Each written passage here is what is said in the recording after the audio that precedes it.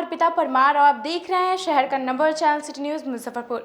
और इसी के साथ मैं आप सभी दर्शकों का स्वागत करती हूं। आइए बढ़ते हैं आज की मुख्य खबरों की ओर। हेडलाइंस के प्रायोजक हैं नीलकमल एक्सक्लूसिव शोरूम। मुजफ्फरपुर के प्रभारी बनाए जाने के बाद मंत्री मुकेश सहनी जिले में पहुंचे, जहां उन्होंने एसकेएमसीएच में आला अधिकारियों के साथ बैठक कर दिए कई जरूरी निर्देश। जिले में बढ़ते कोरोना संक्रमण से आम जनता को राहत पहुंचाने को लेकर नगर निगम परिसर में स्थानीय समिति की बैठक की गई। और अय्यमपुर इलाके के अखाड़ा घाट रोड में अचानक एक पेड़ गिरने से घंटों बाधित रही आवागमन, बाल बच्चा बाइक सवार युवक। तो ये थी आज की मुख्य खबरें। अब खबरें विस्तार से। मुजफ्फरपुर के प्रभारी बनाए जाने के बाद मत्स्य एवं पशुपालन विभाग के मंत्री मुकेश सहनी जिले में पहुंचे, जहां उन्होंने एसकेएमसीएच में आला अधिकारियों के साथ बैठक कर कई जरूरी निर्देश दिए। सरकार के द्वारा बीते दिनों बिहार के हर जिले में विभिन्न मंत्रियों को जिले का प्रभार दिया गया, जिसमें से मंत्री मुकेश सहनी को मुजफ्फरपुर जिले का प्रभार बनाया गया। जिसके बाद रविवार को मंत्री मुकेश सहनी जिले पहुंचकर जहां उन्होंने एसकेएमसीएच पहुंचकर जिलाधिकारी और एसएसपी सहित तमाम आला अधिकारियों से स्वास्थ्य व्यवस्था की हालत को जाना।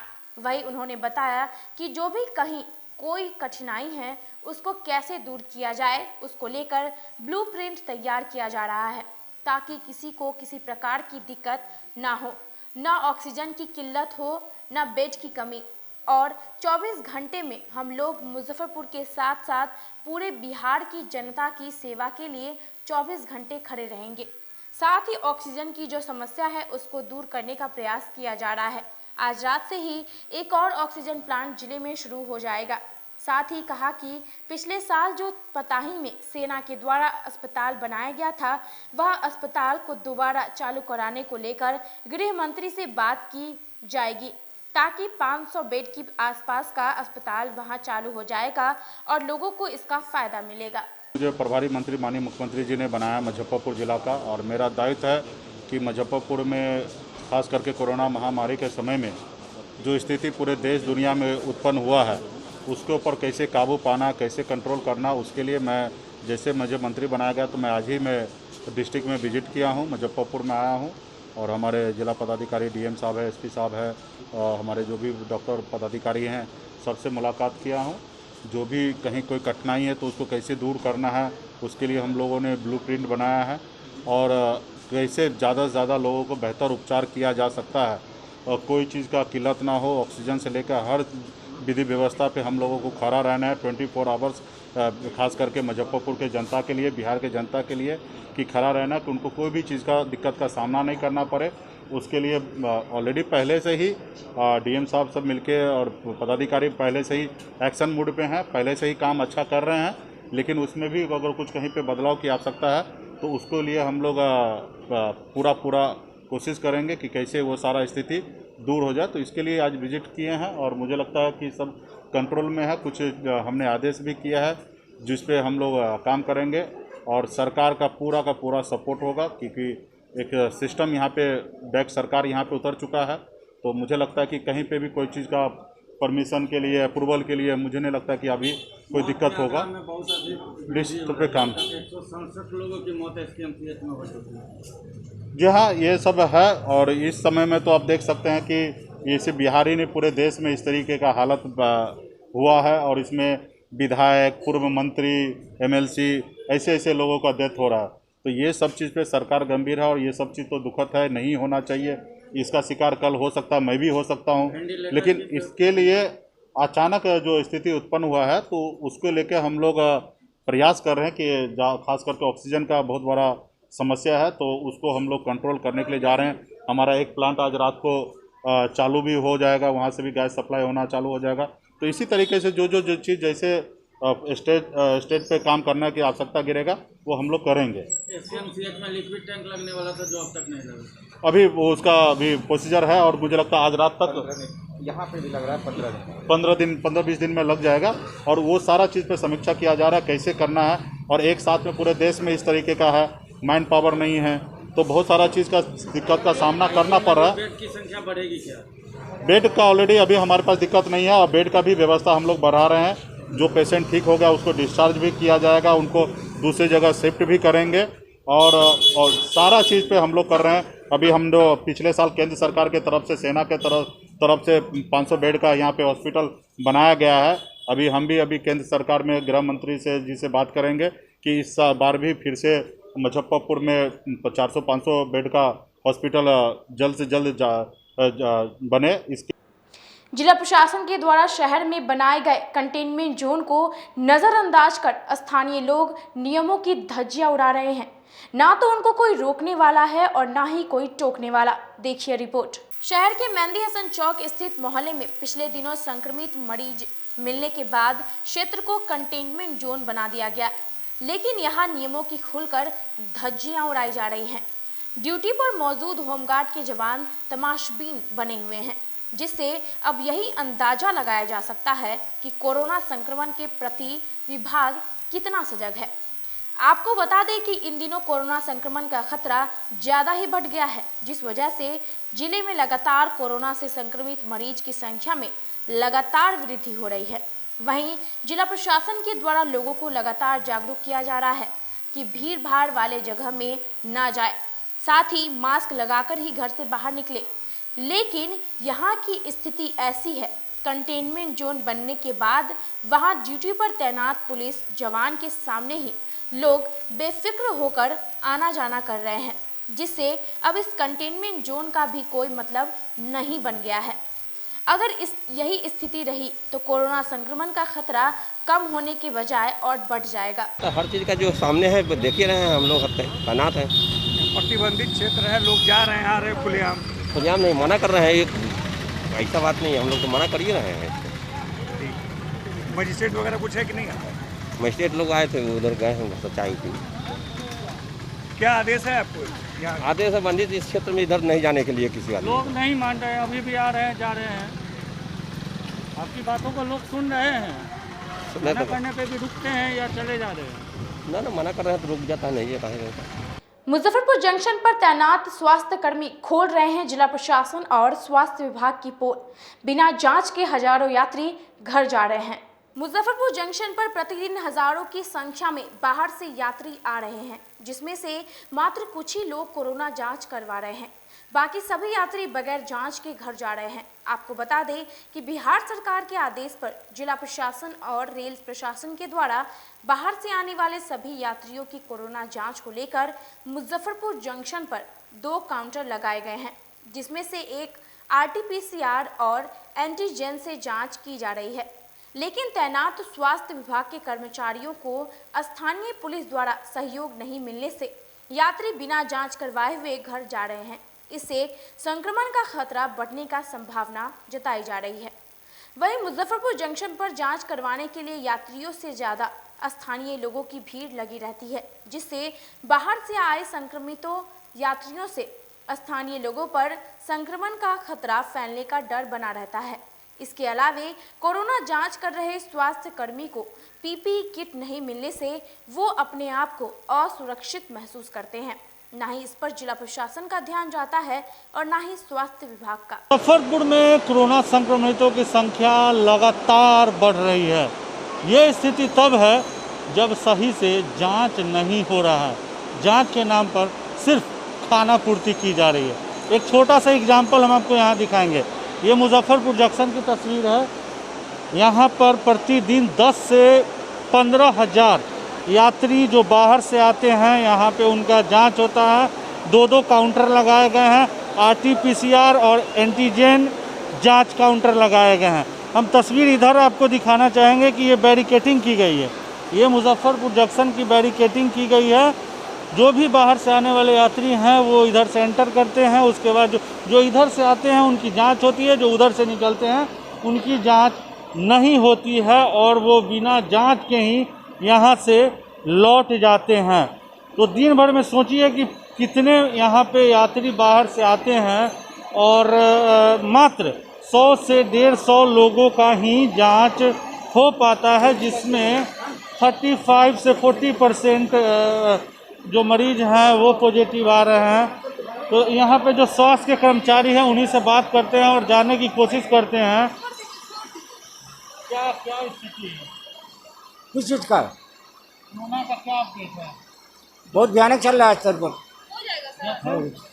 बहुत पॉजिटिव निकल रहा है। जैसे सुबह से कितने हुए? अभी तक मेरा 81 हो चुका है।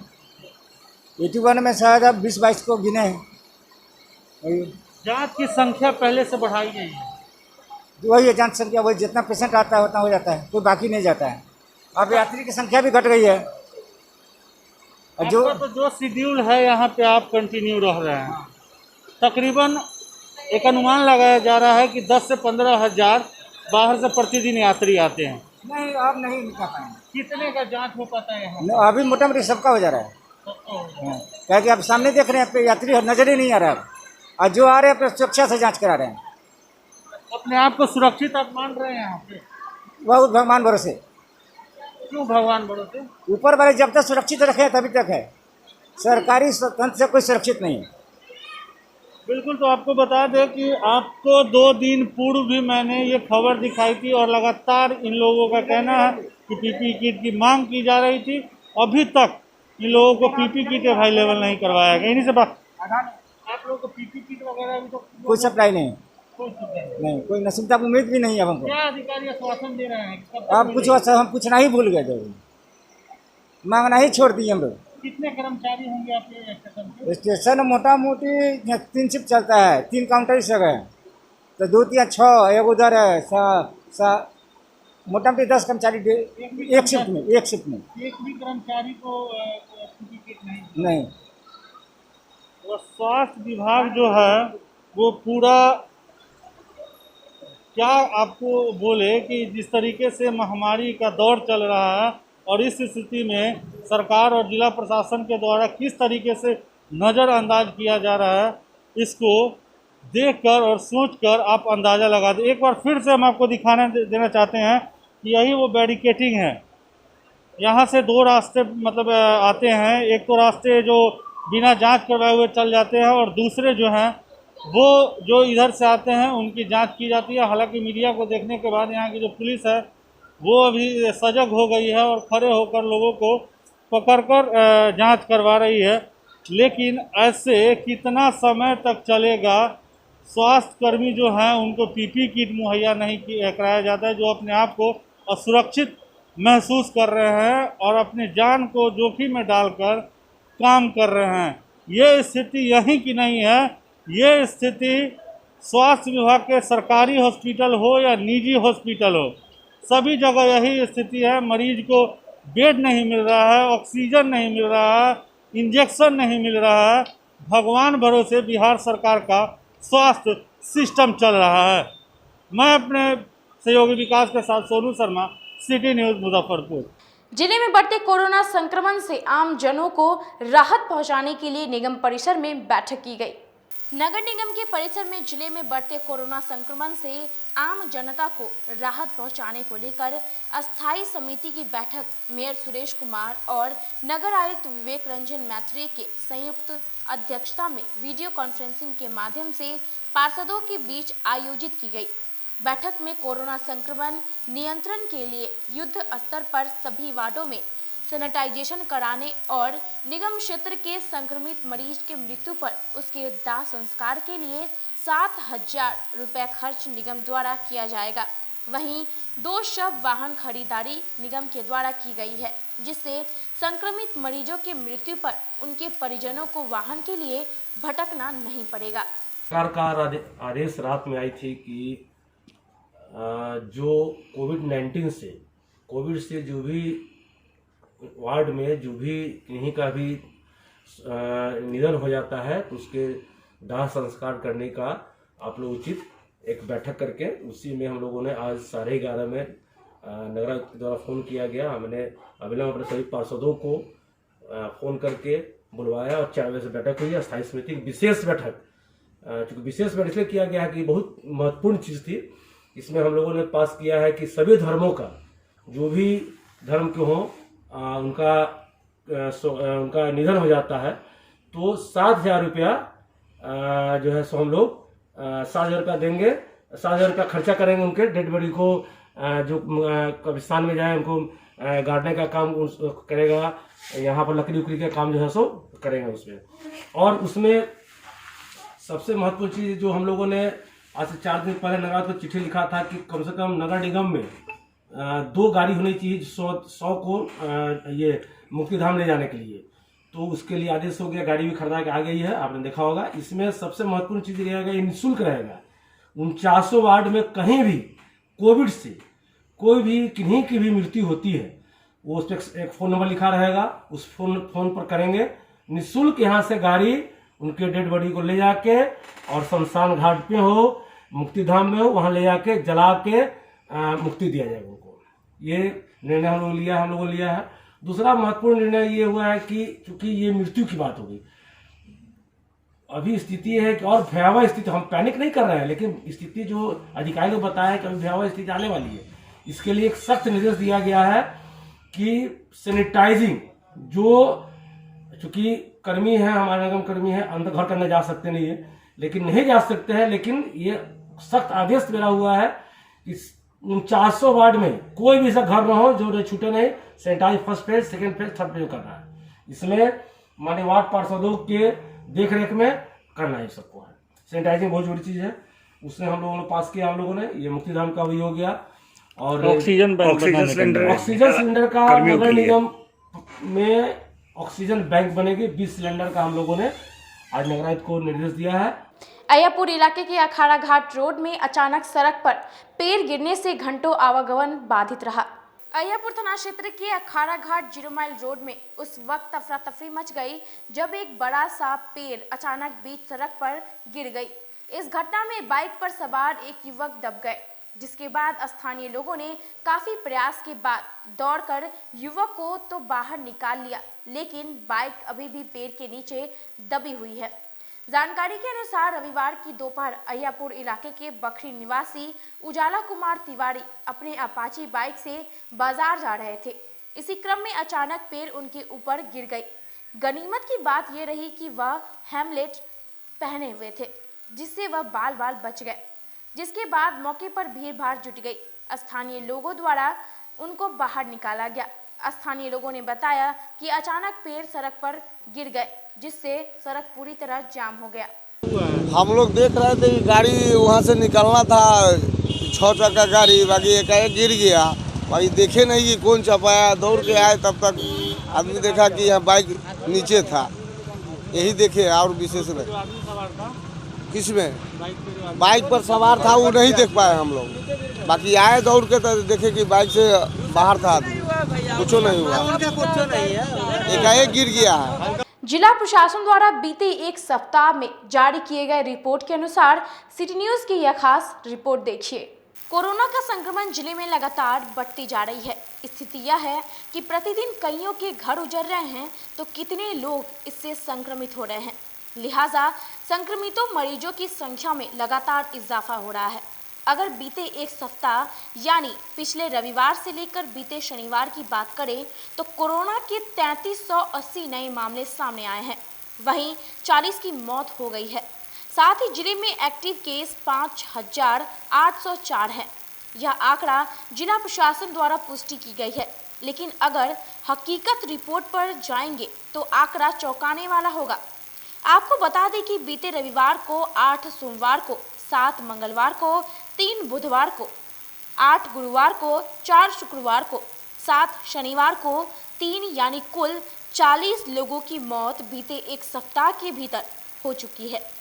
वहीं अगर पॉजिटिव की संख्या की बात करें तो बीते रविवार को 338, सोमवार को 535, मंगलवार को 624, बुधवार को 478, गुरुवार को 596, शुक्रवार को 481, शनिवार को 379, यानी बीते एक सप्ताह के भीतर 3381 कोरोना के नए पॉजिटिव मामले सामने आए हैं। जबलपुर में कोरोना संक्रमण के मामले लगातार बढ़ते जा रहे हैं। स्वास्थ्य विभाग की माने तो शहरी इलाकों में 85% संक्रमण फैल गया है। वहीं ग्रामीण इलाकों में भी कम्युनिटी स्प्रेड का मामला स्वास्थ्य विभाग के द्वारा बताया जा रहा है। ऐसे में अगर एक सप्ताह की आंकड़ों की अगर बात करें तो कुल 3380 नए मामले सामने आए हैं, जबकि 40 मौत हो गई। यह आंकड़ा जिला प्रशासन का है, जबकि अगर सूत्रों की माने तो तकरीबन ज़िले में जो जिला प्रशासन आंकड़ा दे रही है उससे 2 गुने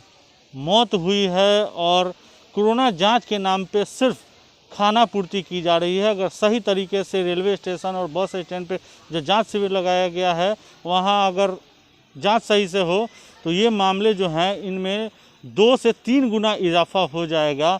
और अगर सरकारी अस्पताल और निजी अस्पताल की बात करें तो वहाँ मरीजों को बेड तक मुहैया नहीं हो रहा है, उनको नॉर्मल वार्ड में रख के उनका ट्रीटमेंट किया जा रहा है। ऐसे में इलाज के नाम पे सिर्फ खाना पूर्ति की जा रही है। मैं अपने सहयोगी विकास के साथ सोनू शर्मा, सिटी न्यूज़ मुजफ्फरपुर। वक्त हो चला एक छोटे से ब्रेक का, बने रहिए हमारे साथ, देखते रहिए सिटी न्यूज़ मुजफ्फरपुर। अब आ गया है आपके अपने शहर में उत्तर बिहार का पहला नीलकमल एक्सक्लूसिव शोरूम। नीलकमल इंडिया की फेवरेट फर्नीचर ब्रांड है। इस कंपनी के सभी रेंज एक ही छत के नीचे आपको मिलेगी। होम फर्नीचर, ऑफिस फर्नीचर की सभी रेंज यहाँ पे उपलब्ध है। कंपनी का एक्सक्लूसिव शोरूम होने के कारण 40% तक की विशेष छूट यहाँ मिल रही है। इसके अलावा 0% इंटरेस्ट के साथ बैंक से फाइनेंसिंग की भी सुविधा उपलब्ध है। तो देर मत कीजिए, एक बार हमारे यहाँ अवश्य पधारें। हमारा पता है Mithanpura, Narayanpur road, opposite to Vaishali management college, और हमारा कॉन्टैक्ट नंबर है 9334900888 और 7004320380। नॉर्थ बिहार का पहला एक्सक्लूसिव शोरूम मुजफ्फरपुर में यूए एसोसिएट के सौजन्य से नीलकमल का एक्सक्लूसिव शोरूम खुला है। और आप लोगों से यही भी निवेदन है कि एक बार इस शोरूम में आइए और इसके विस्तृत रेंज को देखिए, जो कि एक अच्छे रेंज के साथ एक अच्छी कीमत के साथ आपको मिलेगा। तो एक बार हम लोगों को आप सेवा करने का मौका दें। ST International School. If you want to give your child a strong foundation, the school of your dream. Play to 10th based on CBSE curriculum. हमारे यहाँ अनुभवी एवं प्रशिक्षित शिक्षकों द्वारा बच्चों के देखभाल के साथ स्मार्ट क्लास द्वारा शिक्षण की सुविधा है। कक्षा 1 से 10 तक कंप्यूटर की मुफ्त शिक्षा के अलावे छात्र एवं छात्राओं के संगीत तथा नृत्य की शिक्षा की भी व्यवस्था है। पूरा स्कूल CCTV कैमरे से लैस है। स्कूल में बच्चों का नामांकन फ्री किया गया है। हमारे यहाँ अपने बच्चों के उज्जवल भविष्य के लिए जरूर पधारें। हमारा पता है बांध road, Shekhpur Akhara Ghat, Muzaffarpur. Our contact number is 8757652616 and 9955132616।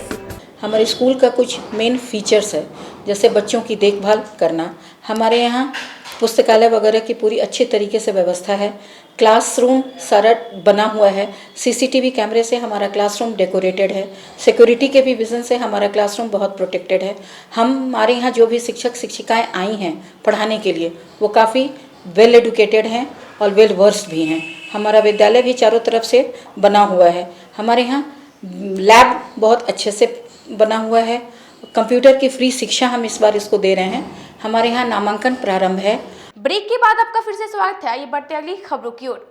जिले में बढ़ते कोरोना संक्रमण से बचाव को लेकर प्रख्यात चिकित्सक डॉक्टर अनुज शाह ने क्या कुछ कहा, देखिए रिपोर्ट। दुनिया भर में कोहराम मचा रही कोरोना महामारी की दूसरी लहर ने जिले में काफी खतरनाक साबित हो रही है। कोरोना की यह दूसरी लहर सबसे ज्यादा युवाओं और बच्चों को अपनी चपेट में ले रही है। वहीं जिले में बढ़ते कोरोना संक्रमण को देखते हुए हेल्थ अथॉरिटीज पहले से ज्यादा सतर्कता बरतने की सलाह दे रही है। ऐसे में कोरोना संक्रमण की दूसरी लहर से बचने के लिए जरूरी है कि अधिक से अधिक सतर्कता बरती जाए। साथ ही परिवार के सदस्यों को भीड़ भाड़ वाले इलाके में न जाने दें, जहां कोरोना के संक्रमण का खतरा सबसे ज्यादा है। देश में कोरोना महामारी को 1 साल से अधिक समय हो चुका है। पिछले 1 साल में जहां कोरोना संक्रमण के मामलों को 57,000 से 40,000 तक पहुंचते देखा गया, फिर से कोरोना संक्रमण की दूसरी लहर में संक्रमितों की संख्या लगातार वृद्धि से यदि सतर्कता नहीं बरते तो खतरा कम होने के बजाय और बढ़ जाएगा। जिले के प्रख्यात चिकित्सक अरुण शाह ने बताया कोरोना से बचाव को लेकर क्या क्या कुछ उन्होंने बताया, आइए उन्हीं से जानते हैं। मतलब कि संक्रमण की स्थिति कहीं कम नहीं रही है और यहाँ तक कि दिल्ली और बॉम्बे जैसी जगहों में 21 to 25% मतलब पॉजिटिविटी रेट है। यानी कहने का मतलब कि 100 आदमी में 21 से 25 आदमी को कोविड पॉजिटिव आ रहा है। यानी पोटेंशियली हर आदमी लगता है जैसे कि 100 में 20 आदमी इन्फेक्टेड है। 100 में अगर 20 आदमी इन्फेक्टेड है तो कोई ज़रूरी नहीं कि उसको सिम्टम्स भी हो, तो एसिम्प्टोमेटिक भी हो सकता है। यानी आप में से चारों आदमी से हम लोग जितने लोग हैं, हम लोग को लगता नहीं कि बुखार खांसी है, लेकिन इसका मतलब ये नहीं कि हम संक्रमित नहीं हैं।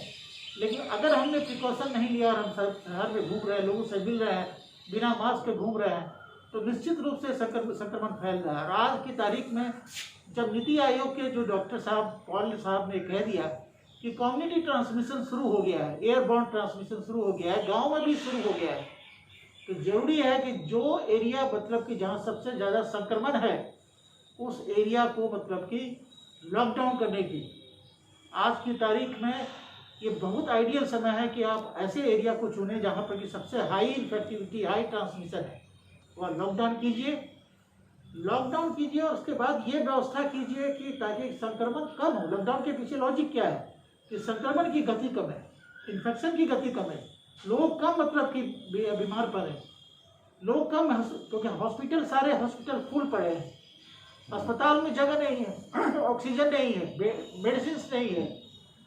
तो पहला काम कि संक्रमण को कम करना। दूसरा काम जो जरूरी है वह है कि इस लॉकडाउन पीरियड में सरकार को चाहिए कि वार लेवल पर, जैसे युद्ध के स्तर पर, मतलब कि सरकार को चाहिए कि मैक्सिफ्ट हॉस्पिटल बनाए।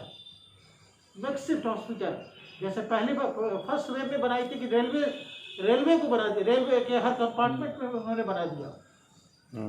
इस तरह का मैक्सिफ्ट अरेंजमेंट करे। वो हजारों हजार बेड की इस समय ज़रूरत है, हजारों हजार मेडिकल स्टाफ की ज़रूरत है, ऑक्सीजन सप्लाई की ज़रूरत है। ये तो गनीमत है कि इंडस्ट्रियल ऑक्सीजन भी अब मतलब कि हॉस्पिटल में सारे इंडस्ट्रियलिस्टों ने कहा कि हम लोग कोई भी काम नहीं करेंगे, ये सारी इंडस्ट्रियल ऑक्सीजन जो है वो मेडिकल ऑक्सीजन के रूप में यूज में आएगी। लेकिन आज भी अफरा तफरी मची हुई है। दिल्ली या बॉम्बे कहीं भी पूछिए, किसी से पूछिए, मालूम होता है कि ऑक्सीजन नहीं। सरकार को ये दो चीज़ चाहिए कि मौत में कमी लाने के लिए, संक्रमण को कम करना, मौत में कमी लाने के लिए इंफ्रास्ट्रक्चर्स को फर्दर इम्प्रूव करना। अगर हम दो हफ्ता हम लॉकडाउन करें वो एरिया जहाँ पर कि संक्रमण ज़्यादा तेज़ी से फैल रहा है, और उसके बाद उसी 2 हफ्ता में हम मैक्सिफ्ट अरेंजमेंट करें, जैसा कि चाइना में हुआ था। 15-15 दिन में उन्होंने 10 फ्लोर का मतलब हॉस्पिटल बना लिया। ये हमारे यहाँ भी संभव है। हमारे यहाँ भी ऐसा नहीं है कि इच्छा शक्ति की कोई कमी है, लेकिन अगर ऐसा नहीं हुआ तो आने वाले समय में जो संक्रमण की रफ्तार बढ़ रही है, पता नहीं ये 4 लाख से कितने बढ़ेंगे, कितने लोग मरेंगे, इसका कोई अनुमान नहीं है। क्योंकि कई लोगों ने ये भी फोरकास्ट किया है। अब ये अगर आप हमसे पूछते हैं कि गलती कहाँ हुई, तो गलती सबसे हुई है। सरकार से हुई, पॉलिसी मेकर से हुई है, प्रशासन से हुई है, पब्लिक से हुई है। सब लोगों ने इसको मजाक बना के रखा हुआ था। सब लोगों ने मतलब अपनी रिस्पॉन्सिबिलिटी बिल्कुल नहीं मानी। लोगों ने कहा कि कोरोना खत्म हो गया, पब्लिक भी समझ गई ये कुछ नहीं है। कुंभ के मेले में चले गए, लाखों लोग स्नान करने, रैलियां हो रही है, पॉलिटिकल रैलियां हो रही है।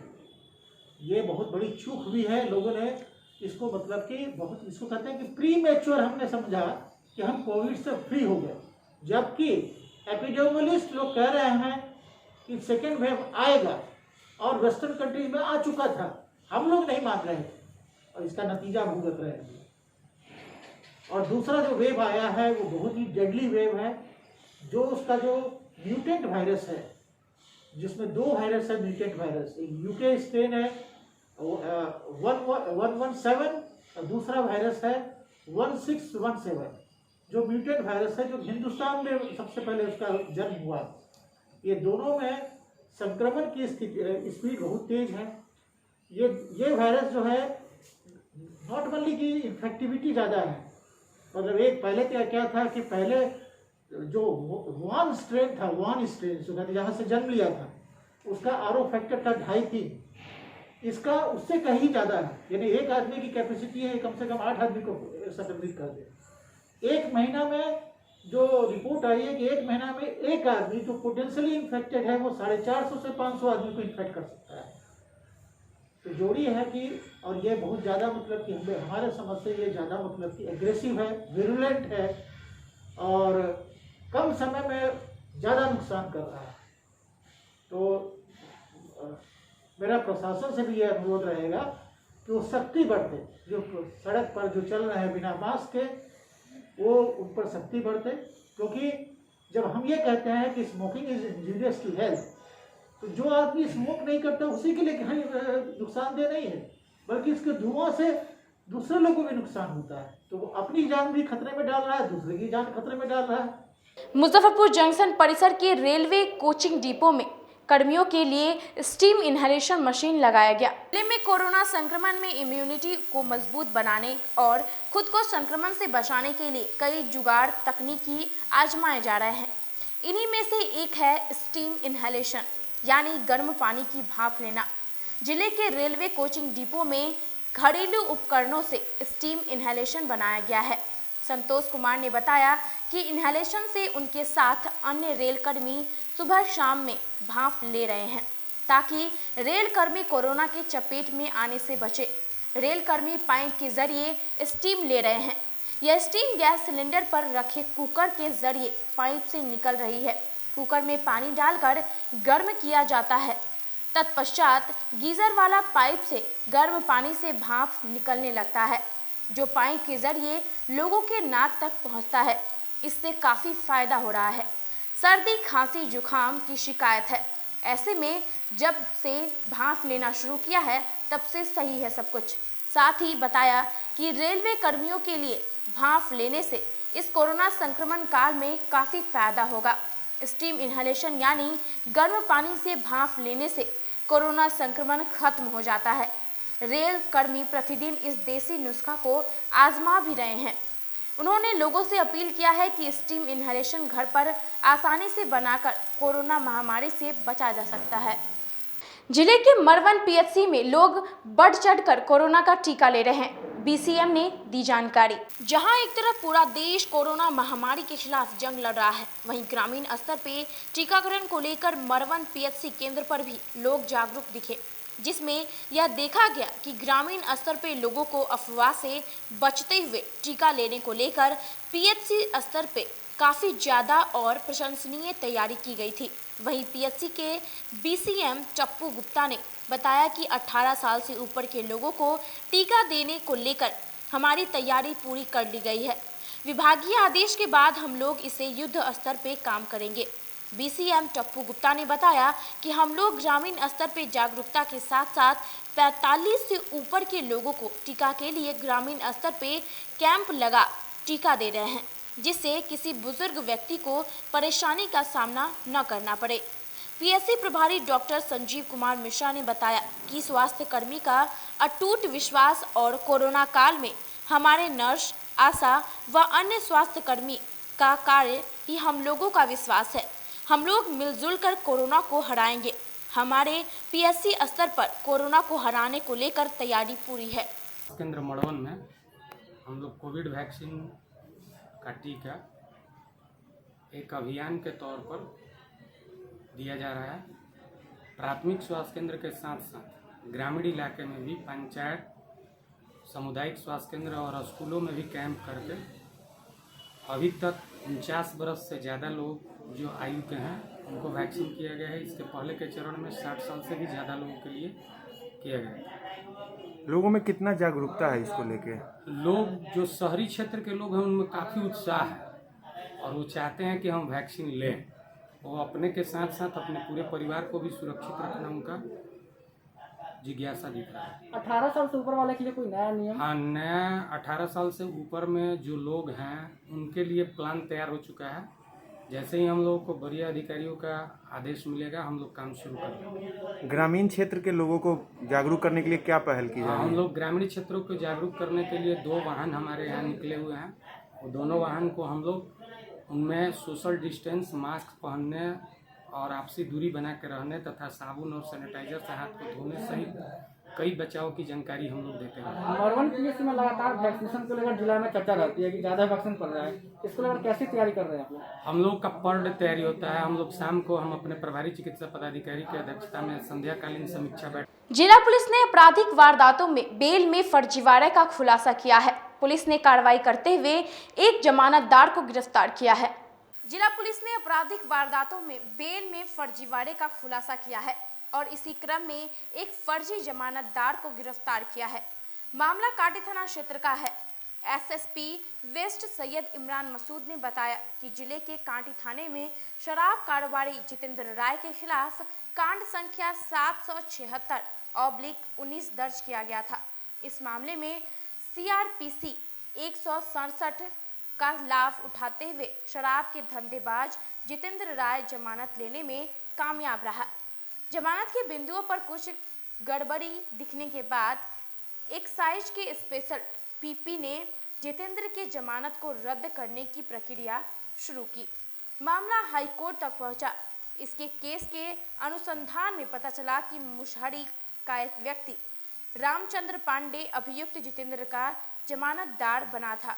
पुलिस ने जब पूरे तथ्य को खंगाला तो पता चला कि जितेंद्र की जमानत में रामचंद्र पांडे ने जमीन के जिस कागजात का इस्तेमाल किया था वह फर्जी थे। मुसहरी सीओ के जांच के बाद यह पूरा फर्जीवाड़ा सामने आया। उसके बाद मुशहरी पुलिस की मदद से रामचंद्र पांडे को गिरफ्तार कर लिया गया। सैयद इमरान मसूद ने बताया कि जिले में फर्जी बेल का जो खेल चल रहा है, पुलिस ने उसके खिलाफ कार्रवाई शुरू कर दी। थाना में एक शराब कारोबारी जितेंद्र राय जो कई सारे केसेस में अभियुक्त है, उसको 167 का लाभ मिलते हुए बेल मिल गई थी। उसके बाद हम लोगों ने बेल कैंसिल की प्रक्रिया शुरू करी है स्पेशल पीपी एक्साइज के द्वारा। उसमें सत्यापन के क्रम में मालूम पड़ा कि इसका जो बेलर बना था वो एक प्रोफेशनल बेलर है, जिसने अपने फर्जी ज़मीन के कागज़ लगा करके उसका बेल कराया था, कोर्ट को गुमराह किया था। उस फर्जी बेलर को हम लोगों ने अरेस्ट किया है और आगे कार्रवाई की जा रही है।